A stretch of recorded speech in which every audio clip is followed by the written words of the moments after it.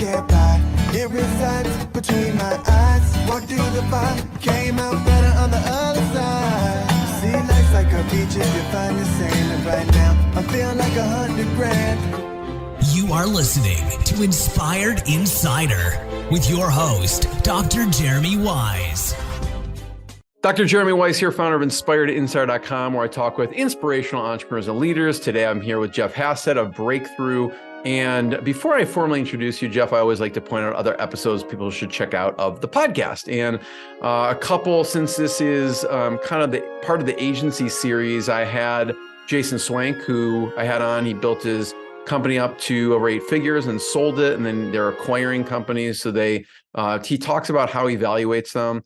And then I had Tasky, who also talks about, he kind of pairs agencies with private equity companies and how that process works. And he has a Second Bite podcast, which is, those companies getting a second bite and sometimes making more than what they sold it for originally. So check those out in other episodes on InspiredInsider.com. And this episode is brought to you by Rise25. At Rise25, we help businesses give to and connect to their Dream 100 relationships. And how do we do that? We actually help you run your podcast. We are an easy button for you to help launch and run your podcast. We do accountability, strategy, and full execution of a podcast. For me, Jeff, the number one thing in my life is relationships. I'm always looking at ways to give to my best relationships. And honestly, I've found no better way over the past decade to profile the people and companies I most admire and share with the world what they're working on. So if you've thought about podcasting, you should. If you have questions, go to rise25.com and feel free to message us, and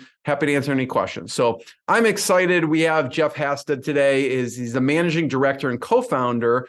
But what's interesting, Jeff, is the title you prefer is CPO, which is Chief Pizza Officer. I mean, I would think you'd be from Chicago with that type of title, but you're from Michigan. So, well, remember, Detroit's a big pizza town as well. It's getting more of a name now. Natives have known that forever, but it's just getting its due in national media now.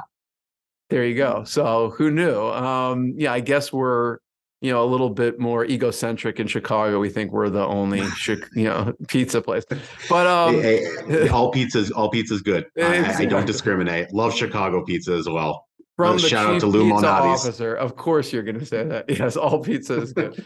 But Jeff helps companies, and his company helps companies harness the selling power behind digital advertising. He co-founded Brkthru in 2017, but his digital experience and expertise dates back all the way to 2000. He's worked at companies like CBS Corporation and radio stations. And so we're going to dig into that a little bit too. He also brings over a decade experience in the mass media, CBS, Clear Channel, Powerhitz, assisting brands and leading international digital campaigns for clients like Ford, Indian Motorcycles, Lennox, among others. And you can check them out at brkthru.com. That's BRKTHRU.com. And Jeff, thanks for joining me. Thank you. So tell people a little bit more about Brkthru and what you do. Yeah. Brkthru is first and foremost a service company. And I from what I understand, that's a very odd thing to say in the digital advertising industry, where everything is focused heavily on technology. But the reason why we are a service company in the ad tech world is because that is what the market has told me over the past, really my whole career, but heavily over the past 8 to 10 years. When a let's say an advertising agency or a brand themselves is trying to traverse their way through any type of digital advertising, whether it be search ads, display ads, programmatic advertising, they have a lot of questions, and they don't want to just wait for a help desk to maybe get back to them with the wrong answer in 3 days. They want to talk to someone today. They want to text someone today. And frankly, they have another job to do, which is run their business. And so we handle the media execution for them, for brands of agencies and also brands direct that need that assistance. and Brkthru broke through that noise by offering that, and also offering it with no minimums. A lot of times, in order to have a service like we offer, companies feel that there needs to be a minimum spend in order for them to make it worth it for us, and we don't believe in that. We don't do business that way. We believe that every dollar counts and every advertiser counts, and we start with yes. When I was looking through your website, you go against the grain in the industry in a lot of respects. And you just mentioned one of them, which is if you're listening to the audio, you can watch the video too. But you can see here any size campaign, last minute needs, fixed budgets, unique audiences, tough challenges. Yes, right? You start with yes, and not everyone be like that way. Last minute needs, no, like we need a plan, right? You have a budget, we only do a certain type of client that has over a certain budget. So talk about some of the way you thought about structuring your company because of these things, because it goes against the grain. So so a lot of it does come from my industry, working in the industry and my experience and hearing from clients what their needs are. So part of it is that, but a good portion of it is that. But really what I thought about was I don't want to do business with anyone, whether it's a doctor or a dentist or a pizza place or a plumber that just tells me no and doesn't offer me any other solutions. I would never want to do business with somebody like that. And so when the digital advertising industry, especially the ones that focus on programmatic service, were giving clients all these rules. They're saying, in order to work with us, here's our list of rules. Do you fit into our parameters? Who wants to give money to a company that doesn't really want to do business with them? And what are some of the common rules that you see in the industry that you go? The minimums are one of the most popular ones. We need, someone will say, we need $10,000 a month in order to do it. And so a lot of times it's not just $10,000. It might be, and then in order to, you hit the first minimum. Now there's a second one. There's a line item minimum. You need to spend at least $5,000 per line item. So that means you can only use a total of 2. That doesn't make any sense for your typical advertiser, especially those who are in regional businesses. They might be a small business. Those types of things I can understand maybe for the Fortune 100 company, but for everyone else out there, they need to test the waters. They need to see what you can do, and they need to just trust you. Why should anyone give us money if they don't trust us? And so that's why we focus so heavily on that. The other one is, and you have it showing up on your screen on our website where it says we're yes people and we say yes. I just can't get over how many times I've heard our now clients will tell us, well, everyone else has told us no. And I'm like, yeah, well, we're not. We're telling you yes. Or in my ad sales career, I would go around and say, yeah, sure, I can do that. And they were just so shocked to hear the word yes. And then I started to think again, going back to what I just said about who wants to do business with someone that all they do is tell them no.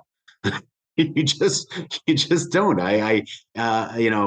That's where a lot of it came from. And so we centered our entire business model on that service element. Talk about, what another thing that I found was cool on your website was this right here, this upper right-hand corner. And I don't know what is your thought behind it, but when you click on it, I was like, okay, I'm going to learn a little more about the company. And this navigation does a little bit something different than what I'm used to, right? So talk about your thought, how you decided on this, because I'm like, oh, great. It's got the contact information. It's got the contact us. It just functions a little bit differently from what I've seen. So the whole point and reason behind this is that when you log on to a site of a company that's similar to us, does the similar or same work as us, or target the same type of prospects. You log onto their website and it's all about them. It's everything that they do. It's nothing that really is of any interest to the prospective client. And so the thought behind that was, yes, of course, we're going to have that information, but we're not going to lead off with that information. We'll tell you who we are, what our teams are. We'll tell you about open career opportunities. We will tell you about things like that, but we will not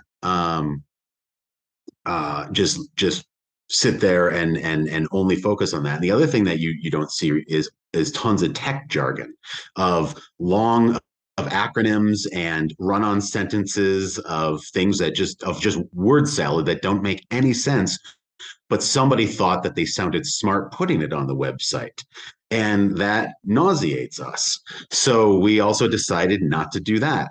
So when you log on, it's solely about how we can help you, being the prospective client. And those are, through our research, the top items that people would want to know when they're learning about Brkthru. Yeah. Because I like on how it works is you meet the team and you get thinking and you have things under that, make it happen, and then fine tune it and break it down. And then the other thing I want to talk about is, how did you end up starting the company? How did that come about? Yeah. You want the short version or the long version?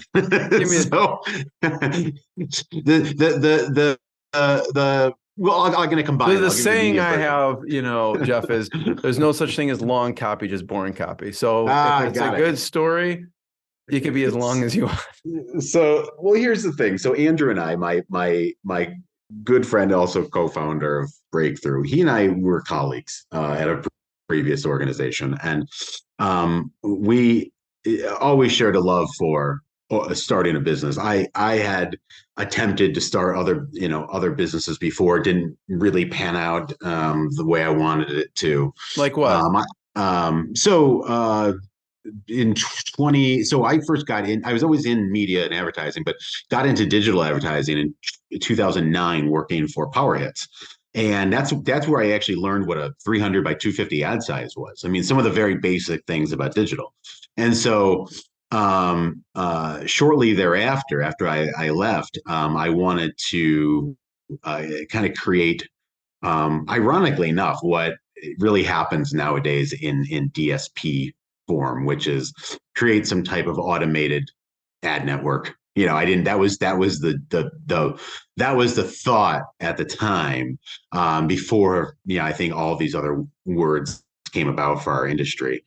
And I wanted, because I knew how to go out and sell advertising. And I figured if I could get a bunch of it and help a lot of these smaller publishers, that would be something really great to do. Well, quite honestly, the reason why that didn't take off is because I don't think I had enough experience yet. No, I mean, not I think. I know I didn't have enough experience. I just didn't. I needed to be out in the field more, and get a better understanding. And so that's how later on, I know that's why Brkthru was successful, is because I needed more real world experience working in the industry. Yeah, I asked that because, from the outside looking in, it could be like, okay, he had this successful career and then he started his own company, and then that was successful and everything he does is successful. And I like to hear some of the things. Well, I started something, it didn't work out like I thought it was going to. Yeah.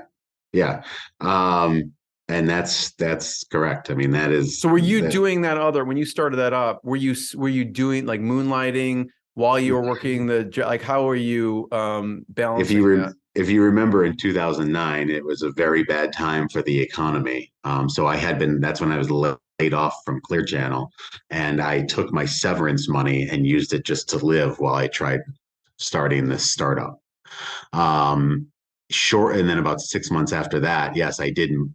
It was a more moonlight. I need to figure out which one was a moonlighting job. I actually sold violins on the side, for a company that made violins, in order to keep paying my bills so I could keep the startup dream alive. Selling So, violins, really? yeah. And so a lot of people then assume I'm a string player, and I'm not, including the people that I was selling the violins for, because I was the number one salesperson, and they couldn't figure out how somebody who's never played the violin can master this selling of violins. And it's because you mentioned it when you kicked off this podcast. You mentioned relationships, and I went out and built relationships with some of the most influential people in violin sales, which would be violin teachers. And I'm proud to say one of those teachers is still a very good friend of mine to this day. So I went out and built relationships and became very successful at it. However, I did miss being in media and in digital media, and so that's why I decided to go back to work and put the startup dream on hold for a little while. And that's when I went to go work at CBS television. So talk about, from a selling perspective, people are listening. What are some of the key elements that you think fundamentals of selling? Obviously, you've done this across many different industries, including, which I didn't realize, the violin industry. What are some of the fundamentals people should consider? What brought you to being the number one salesperson for violins? You mentioned relationships, but a little more tactically, what else did you think about or do? A couple different things. I mean, and this is, if you read most sales books, it'll tell you this, but it's not really followed. Building trust and rapport. You don't just jump in. And I understand some industries are, one and done.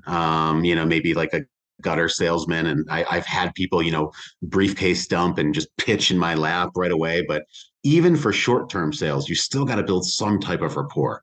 And the reason why I use gutter sales as an example is because I was actually looking for new gutters, and I had two guys come to my house. One guy who came in with two briefcases and showed me every single thing his competition did wrong. And he goes, the reason why you don't want to use gutter guard is because of this. You don't want to use leaf guard because of this. You don't, and I'm sure you've already talked to all of them, and they all suck, and this is why I'm great. And that did nothing but turn me off. I didn't know anything about this guy other than him insulting every possible gutter guard out there. The next guy came in and said we were just randomly talking, and I about not even gutters, just maybe about the weather. And I said, hey, I happen to notice that you have a 201 area code on your cell phone. Are you from New Jersey? And he said, yeah, I am. He goes, and I go, that's interesting. I lived there for 4 years. And I never see that around here. This is in Michigan. And so we got to talking about that. I'm married to a New Jerseyan. We talked about New Jersey. We talked about pizza, obviously. We did all these things. And quite honestly, I don't even remember if his was the best product or not. I just remember I really liked the guy, and he seemed incredibly trustworthy. He then also told me things that he thought were really good about his product and other things that he didn't. And really, led me to what would be a really good decision. And that's the person I did business with. And I think that a lot of people just miss that. And I think, and it has nothing to do with being a slimy salesperson, like, oh, I'm just going to say whatever and lie to this person in order to get the business. No, because that it comes out. You're either authentic or you're not. And so when it comes to selling gutters, violins, pizza, or digital advertising, people are going to purchase from people that they feel they've built some type of rapport with. And if you can do it on the first day, but if you need to do it over time and there's a sales cycle, that's fine too. It's even better because then it's longer to build that rapport. But so many people miss that. Many people, especially people I've interviewed who don't work here, always think that it's a product sell in this industry. And I mean, it's not. Yeah, we have 8 figures worth of reasons as to why it's not. None of those sales were done by doing a product pitch. Why? Because we don't have a product. I don't own a product. Brkthru does not own a product. Our IP is our people. Our IP is building relationships, building trust and rapport. And if our clients don't trust us, we're dead. So I can't instill that enough. You see that obviously I'm sitting in a hotel room right now because we're in the middle of Brkthru U, which is our training that we've created to teach the Brkthru way, and a lot of it includes this. It's interpersonal human interaction, which is really interesting considering what we've lived through for the past few years, where so much stuff is done on Zoom. I mean, I mentioned we're a remote company. We've always been remote, but that human element is so important. Um, I, I'm sure there'll be lots of people that disagree with it, but you know, I it works. It works for us, and that's why it's so important in the sales process. Yeah, I mean, we do business with people we like and we trust, Mm-hmm. and Correct. so we'll go back to how you started, Mm-hmm. because you had the first. I just had to have you explain the first go around, and we'll go to the second go around, which is Brkthru. But talk briefly about Brkthru U and what you Yeah. do when the offsite.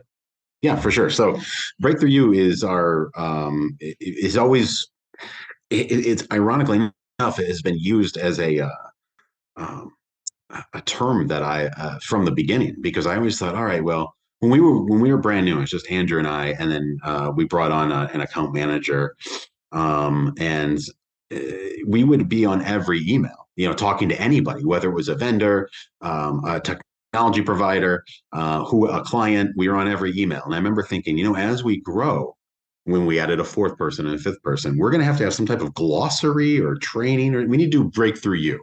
It just rolled off my tongue. So it was kind of born then in 2017. It has turned into basically an online and offline training program for our staff, and most people that attend. And we don't do it for the whole company at once. We do it broken up, but it's a week-long training session, and a lot of people, I think, feel that they're going to come and learn a lot of product knowledge. And is a time and a place to learn about the product, whether it's via sales training for account managers or media traders to go through product training. Absolutely. This training is solely about being better communicators. And quite honestly, I love everyone that has chosen to come work at Brkthru, but they could take these skills from Brkthru U and employ them at any company that they work for in the future. So they're really good career and life skills in order to move the business along and help them as professionals. And we look at that as an investment, and it's made our company better, and it's made us move quicker and faster without sacrificing quality. And it's an incredibly important thing to myself and Andrew. And I just love attending, because I can't get over how much I learn about other people and how people want to be communicated with and feel a sense of belonging. I want to talk about obviously, you have a remote company, you have people all Mm-hmm. over the US, and Mm-hmm. you find you could just as easily, I'm not saying it's just as effective, but you could just as easily do it all online virtually, but you choose to do it in person for a week. Yep.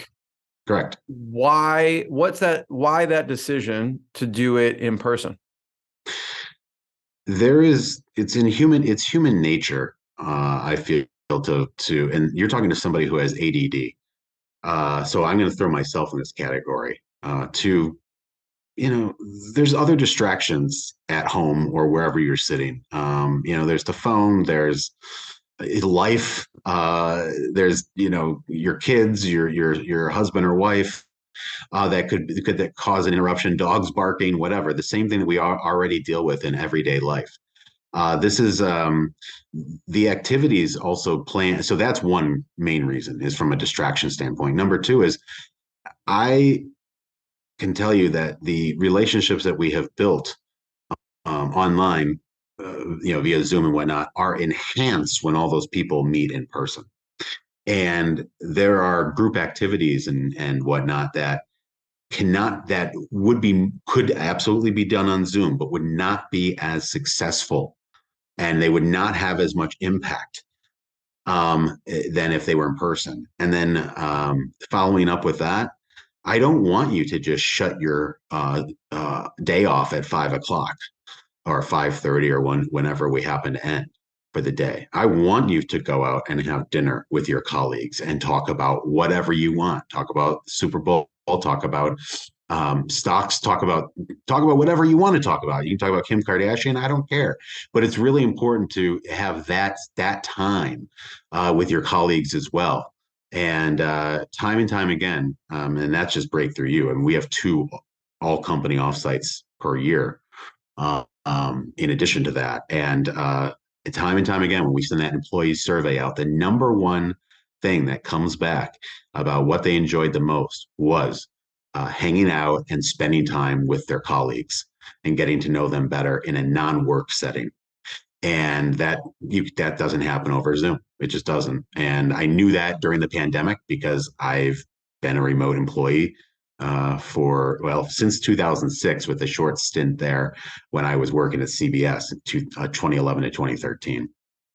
Jeff, what's one thing you talked about, the better communication? It is definitely not just work, but life skills. What's one thing that sticks out in the Breakthrough You curriculum that would allow all of us to be a better communicator from your curriculum? I would say, there's so many different ones. You could do a few. It's so easy to be misunderstood, especially in a remote environment. We know this so well. And what I mean by that is I believe it or not, I can be a very sarcastic person because I love comedy and I love humor. And you could send something on Zoom that you meant as a joke and somebody else thought you were serious, and it ruined their day, and it festers on and on. And you might not have meant it like that. And you need to, but you wouldn't even know to clear that up. Okay. And so you need to make sure that if you are going to be fun or sarcastic, that there's a time and a place for it. Another good example is this. There is requests, again, going back to good communication. You have to over communicate in a remote situation. Over communicate, triple check. We had a situation where somebody was asking for a report, and the person that was asked for the report replied with, "Hey, I'm running late today. Could I get this to you at 5:30?" And the other person replied, "No worries." Her reply of "no worries" meant, "Sure, 5:30 is fine." He thought that meant, "Oh, you're good. I don't need to do this anymore." And by not communicating properly and left up for assumption, nothing happened until she contacted him the next day and said, "Hey, where's that report?" And he said, "You said no worries. So I thought you were good." And she's like, "That's not what I meant. I was being nice, saying it's fine. You can give it to me at 5:30. So that again is minor, and be happy that that's all it was. With that type of basic communication, you're going to have a major problem at some point. The wheels will fly off at the wrong moment when somebody doesn't over communicate in a remote situation. I know that you think a lot about the human element. And so I'd love to hear some of the ways that you think about building culture in the remote setting. Obviously, one of them is the offsite. You have online training, you have offsite training. What other things do you think about to do with the team to help build culture even in a remote environment? We have a positivity committee that meets regularly. They have created Pizza Friday. No surprise that I may or may not have heavily influenced that. Right, exactly. Where the entire company can order pizza for themselves on the last Friday of every month for lunch that the company obviously pays for. And so that's a way. And again, when the company first started that, I didn't really think much other than, oh, this will be fun because I personally love pizza and want to order myself lunch. I mean, that was probably one of the motivators. But I couldn't get over how so many people at the company were posting to Instagram their pizzas. And it just took on this whole other life of how excited this pizza break was and how creative our team was around Pizza Friday. And so we continued it, and it's one of our longest standing traditions. And that might seem very, like it's no big deal, but it's not going anywhere for that reason. It's part of our culture. We do coffee break trivia every Wednesday at 10 o'clock. It just gives people an opportunity in the middle of the week, not quite the middle of the day, but we figured we were working in an office, 10 o'clock's a good time to go just grab a coffee for 15 minutes and maybe catch up with your colleagues. And so we started that actually in the pandemic. And as, hey, let's make sure everybody's, that was a tough time. I mean, so let's make sure everybody is doing well and it's good for mental health, et cetera. Well, then towards the end of 2020, we talked about getting rid of it. And you would have thought I said everyone was getting demoted. I mean, that was the level of outrage of why would you get rid of coffee break trivia? And the answer was, it was a pandemic era thing. You really want to continue it? So that also is going strong and not going anywhere. And you think like, wait a minute, so you're saying ordering pizza and having trivia for 15 minutes on a Wednesday solves all your culture problems? Well, you're like, pizza solves all problems. That's it solves almost all problems. But don't try and reinvent the wheel. Just be a human and figure out what things people like to do. That's building a good culture. What's the format for the trivia? Is it just like an open Zoom room? And how do you run that? Yep. So it's an open Zoom room. And it's also one of the only times that I get to see many employees at once every week. So I host trivia most weeks. Today I didn't because I'm here at the training. So we have fill-ins, or if I happen to be traveling at the time, or we'll have a fill-in host, which is always fun too, because they do it their own way. But yes, it's an open Zoom room for anyone at the company to jump in. And we keep it pretty light. I have 5 planned questions. I don't always get through them. I usually end up, something happens to where we then I do impromptu trivia questions. My personal favorites usually center around music. I love music trivia. I've always been into all different types of music, so it's fun to see that engagement. We have a very musical staff as well, as I found out through trivia. I also focus a lot on geography. It's my other favorite topic. But we do sports questions, we do pop culture questions, we do science and math questions, because those have actually been requested by the staff that we should ask more of those. So it's pretty open-ended, and it goes from 10 till roughly 10:15. I try not to keep anyone later, but sometimes it'll go a few minutes later. And then we answer the questions in the Zoom chat. So you can't yell them out. That would be impossible to keep track. But we answer them in the Zoom track, and one of the members of the positivity committee tallies up the answers, and somebody wins a gift card every week. I love it. I love it. Jeff, I want to talk about the evolution of the staff growth, which kind of goes back to starting the company. So It starts with you and Andrew, right? And correct. What was the initial idea for the company? Is it the same as it is now? Pretty much. The mission is still the same, and the mission is where we want to be the preeminent service company in digital media, and also that we started with no minimums, and that was such a motivation for us, because it felt like we were the only ones in this class of media services that offered that. But that's still one of the top reasons. I put in the top 3 reasons why, when we pick up a new client, why they said they wanted to work with us, was because of no minimums. So it's such a huge reason. Obviously, other platforms have gotten incredibly popular in the past 6 years, such as streaming television, CTV and OTT, which used to be a very small portion of our business. Now it's a large portion. SEM, which has been around the longest, was a very small portion of our business. It has now become a sizable portion of our business, not by design, but by client demand, for all the reasons that I just mentioned. And so really what it is we focus more on, again, going back to the service and what the client needs are. That is where the market has directed us. I'm also going to answer the question the way that I normally answer, which is, we said then, when it was Andrew and I, in 2017, that we were going to let the market decide how big we were going to get. We knew there was a market, but we didn't go, oh, we want to be $25 billion company and get this thing public or sell it or whatever. That wasn't the intention.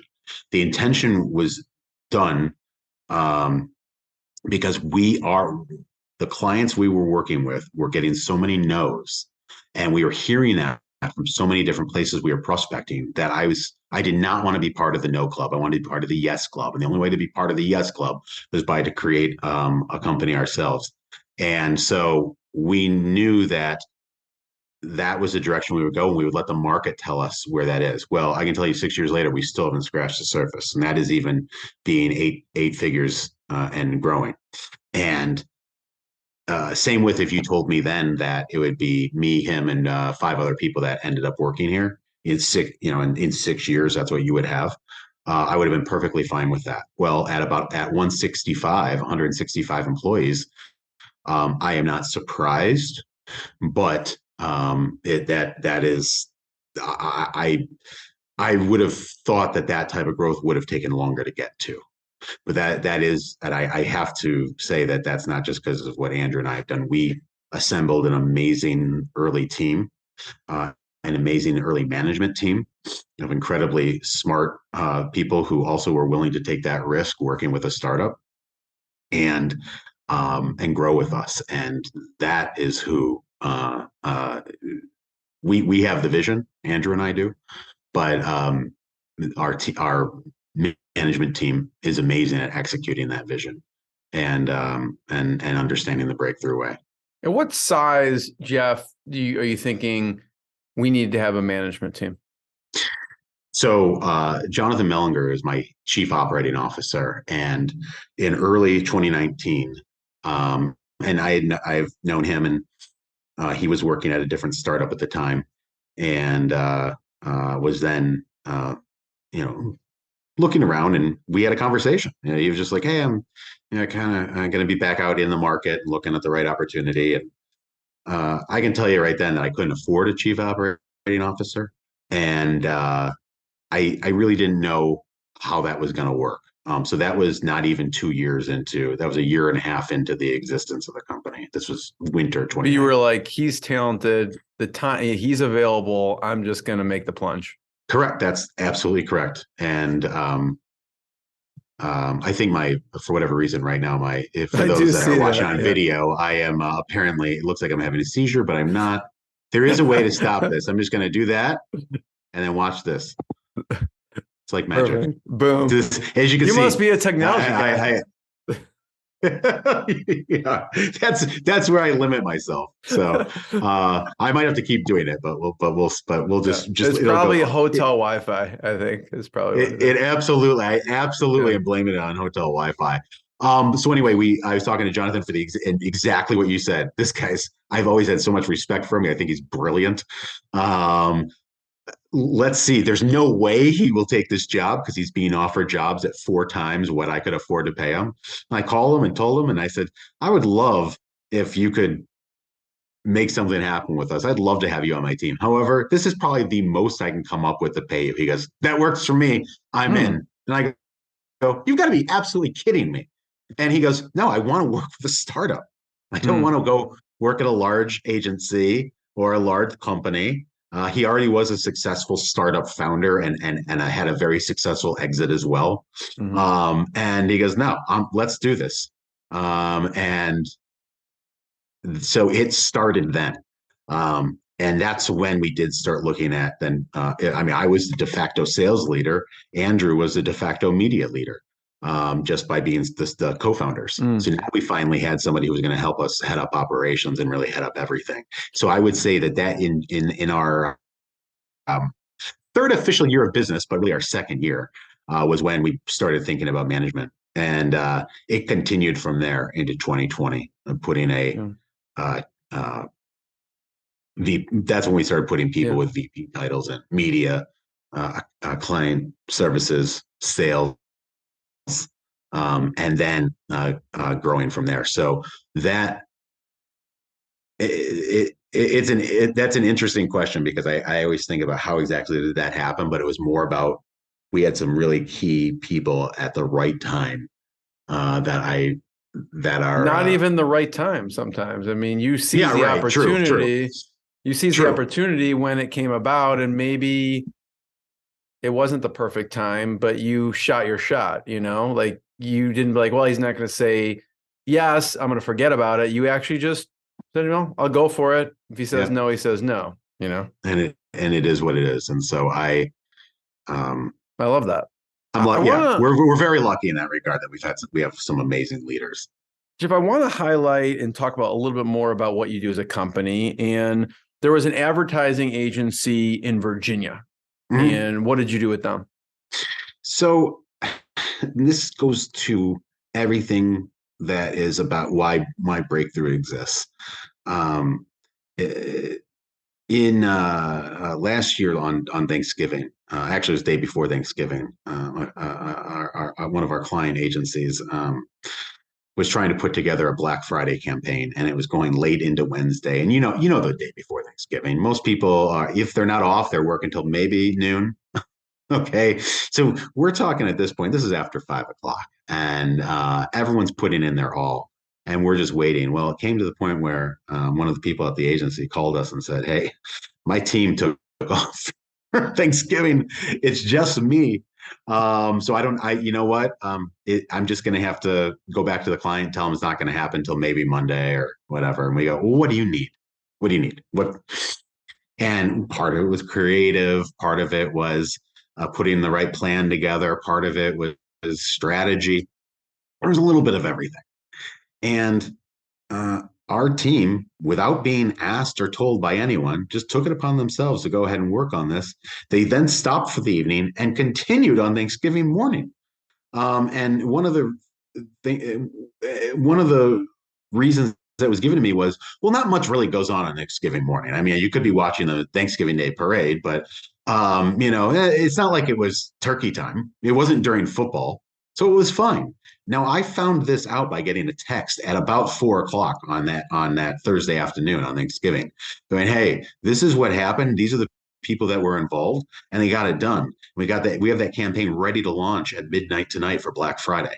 And I'm thinking, first of all, again, I wasn't surprised. Our team knows the Brkthru way. We have to jump in, and sometimes we jump in when everyone else jumps out at the most inopportune times. Who wants to be working during their time off, on their day off, even if it is for a couple of hours? I don't want my people to do that or anything, but they saw the pain one of our trusted partners was in, and the money that they were going to lose by not launching it on time, and said, "You know what? We can get done what should have already been done. We can get it done for you and do it." And they did. And the kind of dividends that service like that pays is hard to quantify. I know that there's probably been times that we've maybe have received business or whatever that maybe we wouldn't have if we didn't go the extra mile like that. And that type of dedication to our partners, I view, and I've viewed through my entire career, as just part of my job. And I think a lot of other people look at that as a huge pain, but they look very short term. They don't look long term. We are a long-term goal company. And I was just so incredibly proud of my staff that they felt that they wanted to take that on. That might have been the one time time that I would have been okay with them waiting until Monday.